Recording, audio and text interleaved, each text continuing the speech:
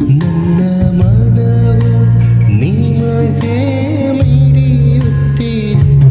ಓ ಪ್ರಭುವೇ, ನನ್ನ ಮನದ ಮನೆಗೆ ನೀ ಬಾ. ನಿಮ್ಮ ವಾಕ್ಯದಲ್ಲಿ ನನ್ನ ಮನವರಳಿಸುವ.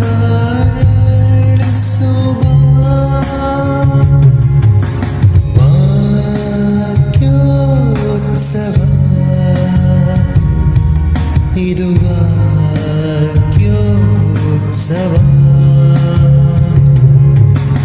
ವಾಕ್ಯೋತ್ಸವ, ಇದು ವಾಕ್ಯೋತ್ಸವ. ಇದು ವಾಕ್ಯೋತ್ಸವ.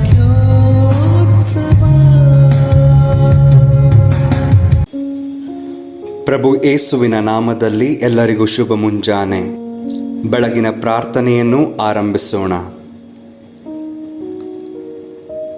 ಸ್ವರ್ಗದ ರಾಣಿಯೇ ಆನಂದಿಸಿರಿ, ಅಲ್ಲಲುಯ್ಯ. ಏಕೆಂದರೆ ಯಾರನ್ನು ನಿಮ್ಮ ಉದರದಲ್ಲಿ ಧರಿಸಲು ನೀವು ಪಾತ್ರರಾದಿರೋ, ಅಲ್ಲಲುಯ್ಯ. ಅವರು ತಾವು ಹೇಳಿದ ಪ್ರಕಾರ ಪುನರುತ್ಥಾನಗೊಂಡಿದ್ದಾರೆ, ಅಲ್ಲಲುಯ್ಯ. ನಮಗಾಗಿ ದೇವರನ್ನು ಪ್ರಾರ್ಥಿಸಿರಿ, ಅಲ್ಲಲುಯ್ಯ. ಪರಿಶುದ್ಧ ಕನ್ಯಾಮರಿಯ ಸಂತೋಷಿಸಿ ಆನಂದಿಸಿರಿ, ಅಲ್ಲಲುಯ್ಯ. ಏಕೆಂದರೆ ಪ್ರಭು ನಿಜವಾಗಿಯೂ ಪುನರುತ್ಥಾನಗೊಂಡಿದ್ದಾರೆ, ಅಲ್ಲಲುಯ್ಯ. ಪ್ರಾರ್ಥಿಸೋಣ. ದೇವರೇ, ನಿಮ್ಮ ಪುತ್ರರು ನಮ್ಮ ಪ್ರಭು ಆದ ಯೇಸು ಕ್ರಿಸ್ತರ ಪುನರುತ್ಥಾನದಿಂದ ಭುವಿಯನ್ನು ಆನಂದಪಡಿಸಲು ನೀವು ಅನುಗ್ರಹಿಸಿದಿರಿ. ಅವರ ಪರಿಶುದ್ಧ ಕನ್ಯಾಮರಿಯಮ್ಮನವರ ಮೂಲಕ ನಿತ್ಯ ಜೀವದ ಆನಂದವನ್ನು ನಾವು ಪಡೆಯುವಂತೆ ಕರುಣಿಸಬೇಕೆಂದು ನಮ್ಮ ಪ್ರಭು ಯೇಸು ಕ್ರಿಸ್ತರ ಮುಖಾಂತರ ಪ್ರಾರ್ಥಿಸುತ್ತೇವೆ. ಆಮೆನ್. ಪಿತನಿಗೂ ಸುತನಿಗೂ ಮತ್ತು ಪವಿತ್ರಾತ್ಮನಿಗೂ ಮಹಿಮೆಯಾಗಲಿ, ಆದಿಯಲ್ಲಿ ಇದ್ದ ಹಾಗೆ ಈಗಲೂ ಯಾವಾಗಲೂ ಯುಗಯುಗಾಂತರಕ್ಕೂ ಆಮೆನ್. ಪಿತನಿಗೂ ಸುತನಿಗೂ ಮತ್ತು ಪವಿತ್ರಾತ್ಮನಿಗೂ ಮಹಿಮೆಯಾಗಲಿ, ಆದಿಯಲ್ಲಿ ಇದ್ದ ಹಾಗೆ ಈಗಲೂ ಯಾವಾಗಲೂ ಯುಗಯುಗಾಂತರಕ್ಕೂ ಆಮೆನ್. ಪಿತನಿಗೂ ಸುತನಿಗೂ ಮತ್ತು ಪವಿತ್ರಾತ್ಮನಿಗೂ ಮಹಿಮೆಯಾಗಲಿ, ಆದಿಯಲ್ಲಿ ಇದ್ದ ಹಾಗೆ ಈಗಲೂ ಯಾವಾಗಲೂ ಯುಗಯುಗಾಂತರಕ್ಕೂ ಆಮೆನ್. ಕಾವಲು ದೂತನ ಪ್ರಾರ್ಥನೆ. ಸರ್ವೇಶ್ವರನ ದೂತರೇ, ನಿಮ್ಮ ದಿವ್ಯ ಕೃಪೆಯ ಕಟಾಕ್ಷದಿಂದ ನಿಮ್ಮ ಚರಣಕ್ಕೆ ಒಪ್ಪಿಸಲ್ಪಟ್ಟಿರುವ ನನಗೆ ಬೆಳಕು ತಂದು ನನ್ನನ್ನು ಕಾದು ನಡೆಸಿ ಪರಿಪಾಲಿಸಿರಿ. ಆಮೆನ್. ದೇವಮಾತೆ ಮರಿಯಮ್ಮನವರಿಗೆ ಸಂಪೂರ್ಣ ಸಮರ್ಪಣೆ. ನನ್ನ ರಾಣಿಯೇ ಮತ್ತು ನನ್ನ ತಾಯಿಯೇ, ಈಗ ನಾನು ನನ್ನನ್ನೇ ಸಂಪೂರ್ಣವಾಗಿ ನಿಮಗರ್ಪಿಸುತ್ತೇನೆ. ನನ್ನ ಭಕ್ತಿಯನ್ನು ನಿಮಗೆ ತೋರ್ಪಡಿಸಲು ಈ ದಿನ ನನ್ನ ಸಮರ್ಪಣೆಯನ್ನು ಮಾಡುತ್ತೇನೆ. ನನಗಾಗಿ ಏನನ್ನು ಉಳಿಸಿಕೊಳ್ಳದೆ ನನ್ನ ಕಣ್ಣು, ನನ್ನ ಕಿವಿ, ನನ್ನ ಬಾಯಿ, ನನ್ನ ಹೃದಯ ಎಲ್ಲವನ್ನು ನಿಮಗೀಯುತ್ತೇನೆ. ಆದುದರಿಂದ ಓ ನನ್ನ ಪ್ರಿಯ ತಾಯಿಯೇ, ನಾನು ನಿಮಗೆ ಸೇರಿದ್ದೇನೆ. ನಿಮ್ಮ ಸ್ವಂತ ಆಸ್ತಿ ಮತ್ತು ಸೊತ್ತಾಗಿರುವಂತೆ ನನ್ನನ್ನು ಕಾಪಾಡಿ ರಕ್ಷಿಸಿರಿ. ಆಮೆನ್. ನಮೋ ಮರಿಯ ಕೃಪಾಪೂರ್ಣೆಯೇ, ಪ್ರಭು ನಿಮ್ಮೊಡನೆ ಇದ್ದಾರೆ. ಸ್ತ್ರೀಯರಲ್ಲಿ ನೀವು ಧನ್ಯರು ಮತ್ತು ನಿಮ್ಮ ಉದರದ ಫಲವಾದ ಪರಿಶುದ್ಧ ಮರಿಯ ದೇವಮಾತೆಯೇ, ಪಾಪಿಗಳಾಗಿರುವ ನಮಗಾಗಿ ಈಗಲೂ ನಮ್ಮ ಮರಣದ ಸಮಯದಲ್ಲೂ ಪ್ರಾರ್ಥಿಸಿರಿ. ಆಮೆನ್. ಓ ಮಾತೆಯೇ, ನಿಮ್ಮ ನಿಷ್ಕಳಂಕ ಅಮಲೋದ್ಭವದ ಮೂಲಕ ನನ್ನ ದೇಹವನ್ನು ನಿರ್ಮಲಗೊಳಿಸಿರಿ. ಓ ಮಾತೆಯೇ, ನಿಮ್ಮ ನಿಷ್ಕಳಂಕ ಅಮಲೋದ್ಭವದ ಮೂಲಕ ನನ್ನ ದೇಹವನ್ನು ನಿರ್ಮಲಗೊಳಿಸಿರಿ. ಓ ಮಾತೆಯೇ, ನಿಮ್ಮ ನಿಷ್ಕಳಂಕ ಅಮಲೋದ್ಭವದ ಮೂಲಕ ನನ್ನ ದೇಹವನ್ನು ನಿರ್ಮಲಗೊಳಿಸಿರಿ. ಸಂತ ಲೂಕನು ಬರೆದ ಶುಭ ಸಂದೇಶದಿಂದ ವಾಚನ. ಅಧ್ಯಾಯ 8. ಯೇಸುವಿನ ಭಕ್ತೆಯರು. ತರುವಾಯ ಯೇಸುಸ್ವಾಮಿ ದೇವರ ಸಾಮ್ರಾಜ್ಯದ ಶುಭ ಸಂದೇಶವನ್ನು ಸಾರುತ್ತಾ ಪಟ್ಟಣಗಳಲ್ಲೂ ಹಳ್ಳಿಗಳಲ್ಲೂ ಸಂಚಾರ ಮಾಡಿದರು. 12 ಮಂದಿ ಶಿಷ್ಯರು ಅವರೊಡನೆ ಇದ್ದರು. ದೆವ್ವಗಳ ಕಾಟದಿಂದಲೂ ರೋಗ ರುಜಿನಗಳಿಂದಲೂ ಬಿಡುಗಡೆ ಹೊಂದಿದ್ದ ಕೆಲವು ಮಹಿಳೆಯರು ಅವರ ಜೊತೆಯಲ್ಲಿದ್ದರು. ಅವರಾರೆಂದರೆ 7 ದೆವ್ವಗಳಿಂದ ವಿಮುಕ್ತಳಾಗಿದ್ದ ಮಗ್ದಲದ ಮರಿಯಳು, ಹೆರೋದನ ಅರಮನೆಯ ಮೇಲ್ವಿಚಾರಕನಾಗಿದ್ದ ಕೂಜನ ಪತ್ನಿ ಯೊವ್ವಾನಳು, ಅಲ್ಲದೆ ಸುಸನ್ನಳು ಮತ್ತಿತರ ಅನೇಕರು. ಇವರು ತಮ್ಮ ಆಸ್ತಿಪಾಸ್ತಿಯನ್ನು ವೆಚ್ಚ ಮಾಡಿ ಯೇಸುವಿಗೂ ಅವರ ಶಿಷ್ಯರಿಗೂ ಉಪಚಾರ ಮಾಡುತ್ತಿದ್ದರು. ಬಿತ್ತುವವನ ಸಾಮತಿ. ಜನರು ಊರುಗಳಿಂದ ಹೊರಟು ಯೇಸುಸ್ವಾಮಿಯ ಬಳಿಗೆ ಬಂದರು. ಜನಸಮೂಹವು ಹೆಚ್ಚುತ್ತಿದ್ದಂತೆ ಯೇಸು ಈ ಸಾಮತಿಯನ್ನು ಹೇಳಿದರು. ಒಬ್ಬ ರೈತನು ಬಿತ್ತುವುದಕ್ಕೆ ಹೋದನು. ಬಿತ್ತನೆ ಮಾಡುತ್ತಿದ್ದಾಗ ಕೆಲವು ಬೀಜಗಳು ಕಾಲ್ದಾರಿಯಲ್ಲಿ ಬಿದ್ದವು. ಅವು ಕಾಲ್ತುಳಿತಕ್ಕೆ ಸಿಕ್ಕಿ ಹೋದವು. ಅವುಗಳನ್ನು ಆಕಾಶದ ಪಕ್ಷಿಗಳು ತಿಂದುಬಿಟ್ಟವು. ಮತ್ತೆ ಕೆಲವು ಬೀಜಗಳು ಕಲ್ಲು ಭೂಮಿಯ ಮೇಲೆ ಬಿದ್ದವು. ಅವು ಮೊಳೆತಾಗಲು ದೇವವಿಲ್ಲದ ಕಾರಣ ಒಣಗಿ ಹೋದವು. ಇನ್ನು ಕೆಲವು ಮುಳ್ಳು ಪೊದೆಗಳ ನಡುವೆ ಬಿದ್ದವು. ಮುಳ್ಳು ಪೊದೆಗಳು ಅವುಗಳೊಡನೆ ಬೆಳೆದು ಸಸಿಗಳನ್ನು ಅದುಮಿಬಿಟ್ಟವು. ಇನ್ನು ಕೆಲವು ಬೀಜಗಳು ಹದವಾದ ಭೂಮಿಯಲ್ಲಿ ಬಿದ್ದವು. ಅವು ಬೆಳೆದು 100 ಮಡಿ ಫಲವನ್ನು ಕೊಟ್ಟವು. ಈ ಸಾಮತಿಯನ್ನು ಮುಗಿಸಿದ ಮೇಲೆ ಯೇಸು, ಕೇಳುವುದಕ್ಕೆ ಕಿವಿಯುಳ್ಳವನು ಕೇಳಿಸಿಕೊಳ್ಳಲಿ ಎಂದು ಒತ್ತಿ ಹೇಳಿದರು. ಶಿಷ್ಯರು ಈ ಸಾಮತಿಯ ಅರ್ಥವೇನು ಎಂದು ಕೇಳಿದಾಗ ಯೇಸು ಇಂತೆಂದರು. ದೇವರ ಸಾಮ್ರಾಜ್ಯದ ರಹಸ್ಯಗಳನ್ನು ಅರಿತುಕೊಳ್ಳುವ ಸದವಕಾಶವನ್ನು ನಿಮಗೆ ಕೊಡಲಾಗಿದೆ. ಬೇರೆಯವರಿಗಾದರೂ ಅವು ಸಾಮತಿಗಳ ರೂಪದಲ್ಲಿ ಮರೆಯಾಗಿವೆ. ಅವರು ಕಣ್ಣಾರೆ ನೋಡಿದರೂ ಕಾಣರು, ಕಿವಿಯಾರೆ ಕೇಳಿದರೂ ಗ್ರಹಿಸರು. ಸಾಮತಿಯ ಅರ್ಥ ಹೀಗಿದೆ. ಬೀಜ ಎಂದರೆ ದೇವರ ವಾಕ್ಯ. ಕಾಲ್ದಾರಿಯಲ್ಲಿ ಬಿದ್ದ ಬೀಜಗಳು ಎಂದರೆ ಆ ವಾಕ್ಯವನ್ನು ಕೇಳಿದವರು. ಆದರೆ ಅವರು ವಿಶ್ವಾಸಿಸಿ ಜೀವೋದ್ಧಾರವನ್ನು ಪಡೆಯದಂತೆ ಪಿಶಾಚಿ ಬಂದು ಆ ವಾಕ್ಯವನ್ನು ಅವರ ಹೃದಯದಿಂದ ಕೂಡಲೇ ತೆಗೆದುಬಿಡುತ್ತದೆ. ಕಲ್ಲು ಭೂಮಿಯ ಮೇಲೆ ಬಿದ್ದ ಬೀಜಗಳು ಎಂದರೆ ದೇವರ ವಾಕ್ಯವನ್ನು ಕೇಳಿ ಸಂತೋಷದಿಂದ ಸ್ವೀಕರಿಸಿದವರು. ಅದು ಅವರಲ್ಲಿ ಬೇರೂರದ ಕಾರಣ ಅವರು ಸ್ವಲ್ಪ ಕಾಲ ವಿಶ್ವಾಸಿಸುತ್ತಾರೆ. ಶೋಧನೆಯ ಸಮಯದಲ್ಲಿ ಅದನ್ನು ತೊರೆದು ಬಿಡುತ್ತಾರೆ. ಮುಳ್ಳು ಪೊದೆಗಳ ನಡುವೆ ಬಿದ್ದ ಬೀಜಗಳು ಎಂದರೆ ದೇವರ ವಾಕ್ಯವನ್ನು ಕೇಳಿದ ಇನ್ನಿತರರು. ಆದರೆ ಕಾಲಕ್ರಮೇಣ ಬಾಳಿನ ಭಾವನೆಗಳು, ಐಶ್ವರ್ಯದ ವ್ಯಾಮೋಹಗಳು ಹಾಗೂ ಸುಖಭೋಗಗಳು ಇವರನ್ನು ಅದುಮಿಬಿಡುತ್ತದೆ. ಇವರ ಫಲ ಪಕ್ವವಾಗುವುದಿಲ್ಲ. ಹದವಾದ ಭೂಮಿಯ ಮೇಲೆ ಬಿದ್ದ ಬೀಜಗಳು ಎಂದರೆ ದೇವರ ವಾಕ್ಯವನ್ನು ಕೇಳಿ ಅದನ್ನು ಸದ್ಗುಣಶೀಲ ಹಾಗೂ ಸಾತ್ವಿಕವಾದ ಹೃದಯದಲ್ಲಿಟ್ಟು ಸಹನೆಯಿಂದ ಫಲ ತರುವವರು. ದೀಪದ ಸ್ಥಾನಮಾನ. ದೀಪವನ್ನು ಹಚ್ಚಿ ಯಾರೂ ಅದನ್ನು ಪಾತ್ರೆಯಿಂದ ಮುಚ್ಚಿಡುವುದಿಲ್ಲ, ಮಂಚದ ಕೆಳಗೆ ಬಚ್ಚಿಡುವುದಿಲ್ಲ. ಮನೆಯೊಳಕ್ಕೆ ಬರುವವರಿಗೆ ಬೆಳಕು ಕಾಣಿಸುವಂತೆ ಅದನ್ನು ದೀಪಸ್ತಂಭದ ಮೇಲಿಡುತ್ತಾರೆ. ಬಟ್ಟಬಯಲಾಗದ ಮುಚ್ಚು ಮರೆಯಿಲ್ಲ, ಬೆಳಕಿಗೆ ಬಾರದ ಹಾಗೂ ರಟ್ಟಾಗದ ಗುಟ್ಟಿಲ್ಲ.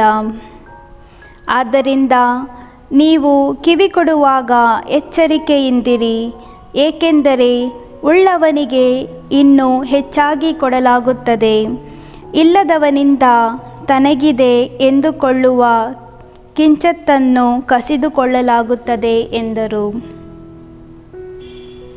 ಹೊಸ ಬಂಧು ಬಳಗ. ಯೇಸುಸ್ವಾಮಿಯ ತಾಯಿ ಹಾಗೂ ಸಹೋದರರು ಯೇಸು ಇದ್ದಡೆಗೆ ಬಂದರು. ಆದರೆ ಜನಸಂದಣಿಯ ನಿಮಿತ್ತ ಹತ್ತಿರಕ್ಕೆ ಬರಲಾಗಲಿಲ್ಲ. ಯೇಸುವಿಗೆ ನಿಮ್ಮ ತಾಯಿಯೂ ಮತ್ತು ಸಹೋದರರು ನಿಮ್ಮನ್ನು ಕಾಣಬೇಕೆಂದು ಹೊರನಿಂತಿದ್ದಾರೆ ಎಂದು ತಿಳಿಸಲಾಯಿತು. ಅದಕ್ಕೆ ಯೇಸು, ದೇವರ ವಾಕ್ಯವನ್ನು ಕೇಳಿ ಅದರಂತೆ ನಡೆಯುವವರೇ ನನಗೆ ತಾಯಿ ಮತ್ತು ಅಣ್ಣ ತಮ್ಮಂದಿರು ಎಂದರು. ತುಫಾನಿಗೂ ತರಂಗಗಳಿಗೂ ಒಡೆಯ. ಒಂದು ದಿನ ಯೇಸುಸ್ವಾಮಿ ತಮ್ಮ ಶಿಷ್ಯರ ಸಂಗಡ ದೋಣಿಯನ್ನು ಹತ್ತಿ ಸರೋವರದ ಆಚೆಯ ದಡಕ್ಕೆ ಹೋಗೋಣ ಎಂದರು. ಅಂತೆಯೇ ಎಲ್ಲರೂ ಹೊರಟರು. ದೋಣಿ ಸಾಗುತ್ತಿದ್ದಾಗ ಯೇಸು ನಿದ್ರಾವಶರಾದರು. ಅಷ್ಟರಲ್ಲಿ ಸರೋವರದ ಮೇಲೆ ಬಿರುಗಾಳಿ ಎದ್ದಿತು. ದೋಣಿ ನೀರಿನಿಂದ ತುಂಬಿ ಅವರೆಲ್ಲರೂ ಅಪಾಯಕ್ಕೆ ಒಳಗಾದರು. ಶಿಷ್ಯರು ಬಂದು ಯೇಸುವನ್ನು ಎಬ್ಬಿಸಿ, ಸ್ವಾಮಿ, ಸ್ವಾಮಿ, ನಾವು ಸಾಯುತ್ತಿದ್ದೇವೆ ಎಂದರು. ಯೇಸು ಎಚ್ಚೆತ್ತು ಬಿರುಗಾಳಿಯನ್ನು, ಬೋರ್ಗರೆಯುತ್ತಿದ್ದ ಅಲೆಗಳನ್ನು ಗದರಿಸಿದರು. ಆ ವಾತಾವರಣ ಶಾಂತವಾಯಿತು. ಆಗ ಯೇಸು ಶಿಷ್ಯರಿಗೆ, ಎಲ್ಲಿ ಹೋಯಿತು ನಿಮ್ಮ ವಿಶ್ವಾಸ ಎಂದು ಪ್ರಶ್ನಿಸಿದರು. ಶಿಷ್ಯರು ಭಯಭೀತರಾಗಿ, ಗಾಳಿಗೂ ನೀರಿಗೂ ಆಜ್ಞೆ ಕೊಡುವ ಇವರು ಯಾರಿರಬಹುದು? ಅವು ಇವರು ಹೇಳಿದ ಹಾಗೆ ಕೇಳುತ್ತವೆಯಲ್ಲ ಎಂದು ಸೋಜಿಗದಿಂದ ತಮ್ಮೊಳಗೆ ಮಾತನಾಡಿಕೊಂಡರು. ದೆವ್ವ ಪೀಡಿತನಿಗೆ ಬಿಡುಗಡೆ. ಯೇಸುಸ್ವಾಮಿ ಮತ್ತು ಶಿಷ್ಯರು ದೋಣಿಯಲ್ಲೇ ಮುಂದೆ ಸಾಗಿ ಗಲಿಲಾಯಕ್ಕೆ ಎದುರಾಗಿದ್ದ ಗೆರಸೇನರ ನಾಡಿಗೆ ಬಂದು ಸೇರಿದರು. ಯೇಸು ದಡದ ಮೇಲೆ ಕಾಲಿಟ್ಟಿದ್ದ ಆ ಊರಿನೊಬ್ಬನು ಬಂದು ಅವರನ್ನು ಎದುರುಗೊಂಡನು.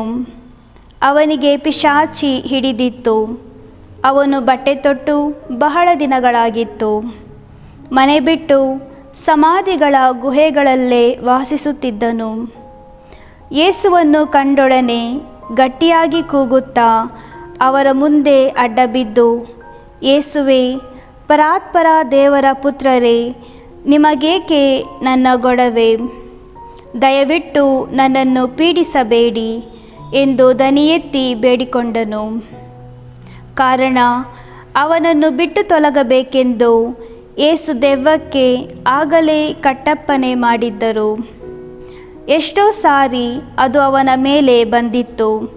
ಜನರು ಅವನನ್ನು ಸರಪಳಿ ಸಂಕೋಲೆಗಳಿಂದ ಬಂಧಿಸಿ ಕಾವಲಿನಲ್ಲಿ ಇಟ್ಟಿದ್ದರು. ಅವುಗಳನ್ನು ಅವನು ಮುರಿದು ಹಾಕುತ್ತಿದ್ದನು. ದೆವ್ವ ಅವನನ್ನು ಬೆಂಗಾಡಿಗೆ ಅಟ್ಟುತ್ತಿತ್ತು. ಯೇಸು, ನಿನ್ನೆಸರೇನು ಎಂದು ಕೇಳಲು ಅವನು ಘನ ಎಂದು ಉತ್ತರ ಕೊಟ್ಟನು. ಏಕೆಂದರೆ ಅನೇಕ ಪಿಶಾಚಿಗಳು ಅವನನ್ನು ಹೊಕ್ಕಿದ್ದವು. ಆ ಪಿಶಾಚಿಗಳು, ಪಾತಾಳಕ್ಕೆ ಹೋಗಿ ಬೀಳಿರೆಂದು ನಮಗೆ ಆಜ್ಞೆ ಮಾಡಬೇಡಿ ಎಂದು ಯೇಸುವನ್ನು ಬೇಡಿಕೊಂಡವು. ಸಮೀಪದಲ್ಲೇ ಹಂದಿಗಳ ದೊಡ್ಡ ಹಿಂಡೊಂದು ಬೆಟ್ಟದ ತಪ್ಪಲಿನಲ್ಲಿ ಮೇಯುತ್ತಿತ್ತು. ಆ ಹಂದಿಗಳೊಳಗೆ ಸೇರಿಕೊಳ್ಳಲು ತಮಗೆ ಅಪ್ಪಣೆಯಾಗಬೇಕೆಂದು ಆ ಪಿಶಾಚಿಗಳು ಯೇಸುವನ್ನು ಬೇಡಿಕೊಂಡವು. ಅವರು ಹಾಗೇ ಅಪ್ಪಣೆ ಮಾಡಿದರು. ಕೂಡಲೇ ಪಿಶಾಚಿಗಳು ಆ ವ್ಯಕ್ತಿಯಿಂದ ಹೊರಬಂದು ಹಂದಿಗಳೊಳಗೆ ಹೊಕ್ಕವು. ಇದರ ಪರಿಣಾಮವಾಗಿ ಆ ಹಂದಿಗಳ ಹಿಂಡು ಬೆಟ್ಟದ ಕಡಿದಾದ ಬದಿಯಿಂದ ಧಾವಿಸಿ ಸರೋವರಕ್ಕೆ ಬಿದ್ದು ನೀರು ಪಾಲಾಯಿತು. ಇದನ್ನು ನೋಡಿದೊಡನೆಯೇ ಹಂದಿ ಮೇಯಿಸುತ್ತಿದ್ದವರು ಓಡಿ ಹೋಗಿ ನಡೆದ ಈ ಘಟನೆಯನ್ನು ಪಟ್ಟಣದಲ್ಲೂ ಹಳ್ಳಿಯಲ್ಲೂ ತಿಳಿಸಿದರು. ಅದನ್ನು ನೋಡಲು ಜನರು ಹೊರಟು ಯೇಸುವಿನ ಬಳಿಗೆ ಬಂದರು. ಪಿಶಾಚಿಗಳಿಂದ ಬಿಡುಗಡೆಯಾಗಿದ್ದ ಆ ವ್ಯಕ್ತಿ ಬಟ್ಟೆಯನ್ನು ತೊಟ್ಟುಕೊಂಡು ಸ್ವಸ್ಥ ಬುದ್ಧಿಯುಳ್ಳವನಾಗಿ ಯೇಸುವಿನ ಪಾದಗಳ ಬಳಿಗೆ ಕುಳಿತಿದ್ದನ್ನು ಅವರೆಲ್ಲರೂ ಕಂಡು ಗಾಬರಿಗೊಂಡರು. ಆಗ ನಡೆದುದನ್ನು ಕಣ್ಣಾರೆ ಕಂಡವರು ಪಿಶಾಚಿಗಳಿಂದ ಪೀಡಿತನಾಗಿದ್ದವನು ಬಿಡುಗಡೆಯಾದ ಬಗೆಯನ್ನು ವಿವರಿಸಿದರು. ಬಹಳವಾಗಿ ದಿಗಿಲುಗೊಂಡಿದ್ದ ಗೆರಸೇನಿನ ಹಾಗೂ ಸುತ್ತಮುತ್ತಲಿನ ಜನರೆಲ್ಲರೂ ತಮ್ಮನ್ನು ಬಿಟ್ಟು ಹೋಗಬೇಕೆಂದು ಯೇಸುವನ್ನು ಕೇಳಿಕೊಂಡರು. ಯೇಸು ದೋಣಿ ಹತ್ತಿ ಹಿಂತಿರುಗಿದರು.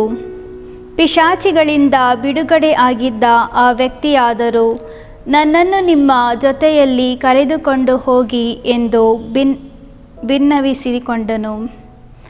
ಆದರೆ ಯೇಸು, ನಿನ್ನ ಮನೆಗೆ ಹಿಂತಿರುಗಿ ಹೋಗು, ದೇವರು ನಿನಗೆ ಎಂಥ ಉಪಕಾರ ಮಾಡಿದ್ದಾರೆಂಬುದನ್ನು ಪ್ರಕಟಿಸು ಎಂದು ಅವನನ್ನು ಬೀಳ್ಕೊಟ್ಟರು. ಅವನು ಹೋಗಿ ಯೇಸು ತನಗೆ ಮಾಡಿದ ಮಹೋಪಕಾರವನ್ನು ಊರಿನಲ್ಲೆಲ್ಲ ಪ್ರಚಾರ ಮಾಡಿದನು.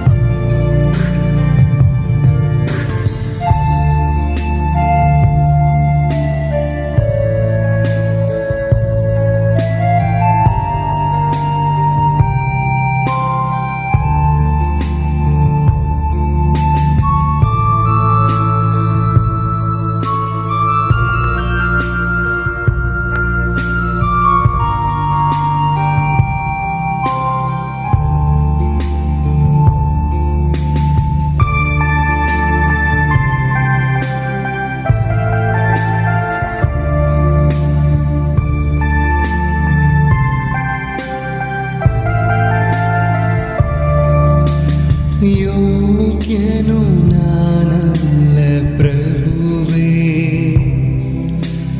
ನಿಮ್ಮ ಮುಂದೆ ನಾನೆಲ್ಲರೂ ಯೋಗ್ಯನು ನಾನಲ್ಲ ಪ್ರಭುವೇ, ನಿಮ್ಮ ಮುಂದೆ ನಾನೆಲ್ಲರೂ ಯೋಗ್ಯತೆ ನನಗಿಲ್ಲ ಪ್ರಭುವೇ, ಕೈ ಎತ್ತಿ ನಾ ಬೇಡಲು, ಕೈ ಎತ್ತಿ ನಾ ಬೇಡಲು.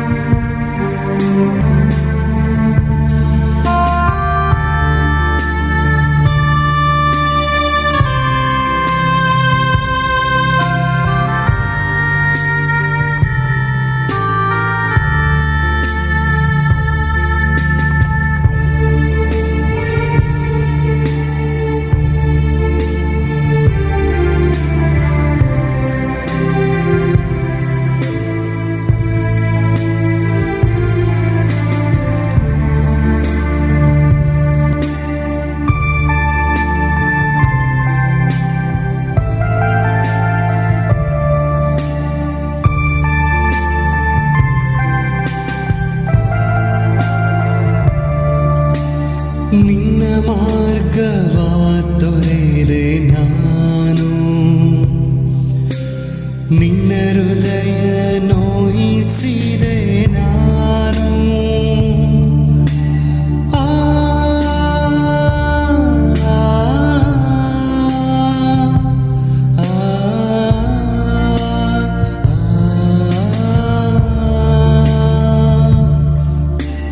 ನಿನ್ನ ಮಾರ್ಗವ ತೊರೆದೆ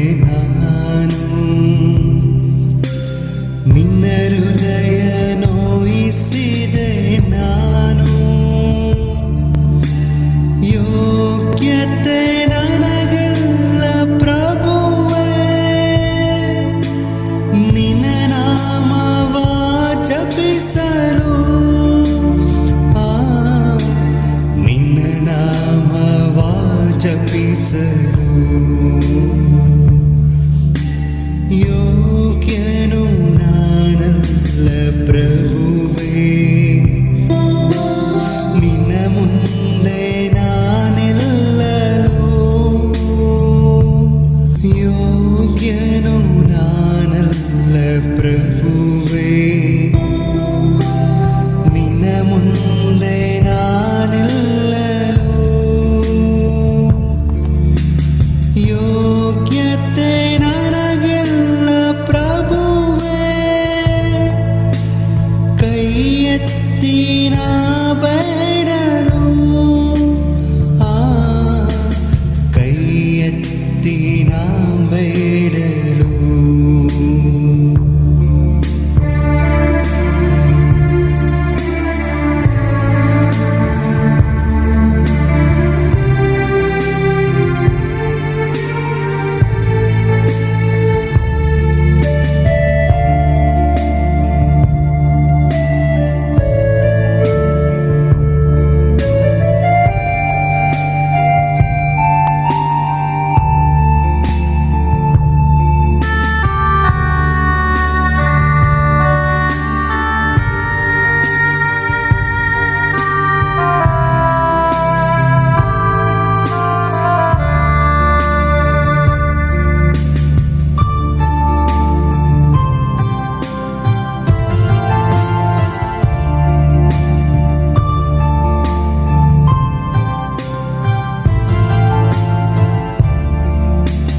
ಶುದ್ಧ ಮನಸ್ಸು ನೀಡೆನಗೆ ದೇವಾ